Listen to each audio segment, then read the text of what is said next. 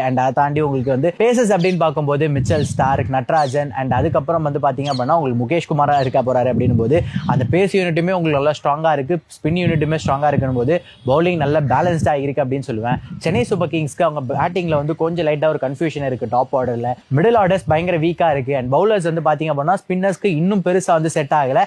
நூர் அகமதை தாண்டி அண்ட் நம்ம கேப்டன் ருத்ராஜ் கேக்வாட் ரவீந்திர ஜடேஜாக்கு அதிகமான ஓவர்ஸ் வந்து கொடுக்க மாட்டாரு. 4 ஓவர்னா 4 ஓவர் கொடுக்க மாட்டாரு.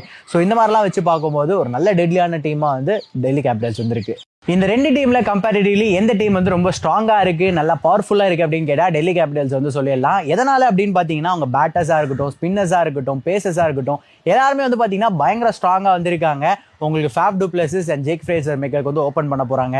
இன் பிட்வீன்ல KL ராகுல் இருக்காரு அண்ட் உங்களுக்கு ஃபினிஷிங் சைட் பாத்தீங்க அப்படின்னா அக்சர் பட்டேல் அண்ட் அதுக்கப்புறம் அசுதோஷ் சர்மா வந்து இருக்காரு அப்படின்னு போது பேட்டர்ஸ் வந்து செம்ம ஸ்ட்ராங்கா இருக்காங்க. ஸ்பின் யூனிட்ல அக்சர் அண்ட் குல்தீப் இருக்காங்க, அவங்க பாத்துக்க போறாங்க. பேசஸ் அப்படின்னு பார்க்கும்போது மிச்சல் ஸ்டார்க் அண்ட் அதுக்கப்புறம் நட்ராஜன் அண்ட் அதை தாண்டி உங்களுக்கு நிறைய ஆப்ஷன்ஸ் வந்து இருக்கு. முகேஷ் குமார் இருக்காரு.